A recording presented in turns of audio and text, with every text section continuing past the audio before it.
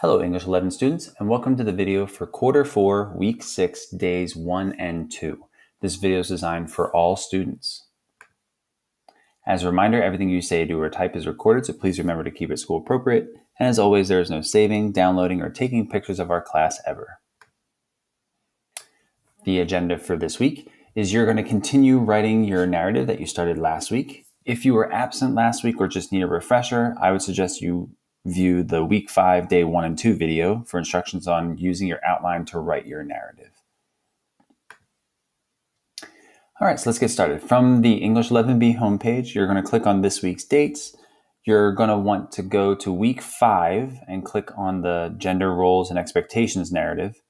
And then to pull up your outline, that was under Week 4. You want those two things open in two separate tabs so you can go back and forth between those.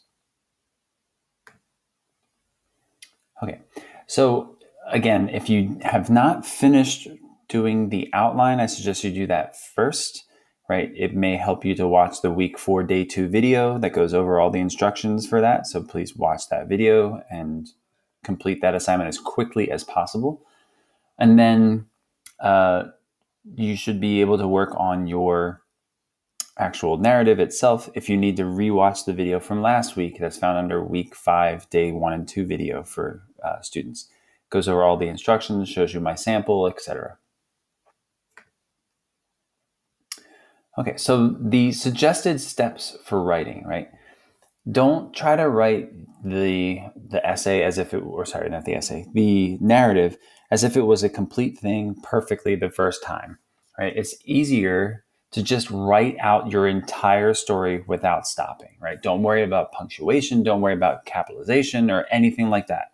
Just write the story, right? Beginning, middle, and end. Then you can go back to your outline and just make sure that you included everything that you said you were going to do, right? Does your story have those major things, right? The inciting incident, the climax, and then the denouement or the resolution. After you've double checked that you have all the scenes that you wanted, it has all the essential parts, then you can go back in and revise your story.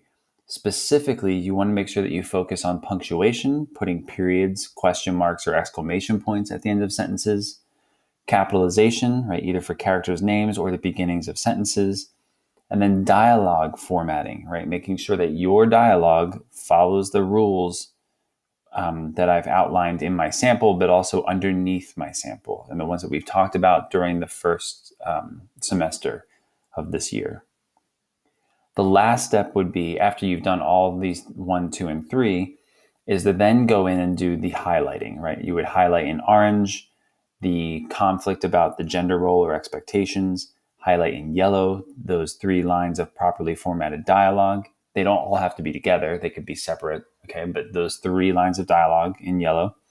And then if your story has that epiphany moment or that aha moment where your character realizes something for the first time, then you would highlight that in blue.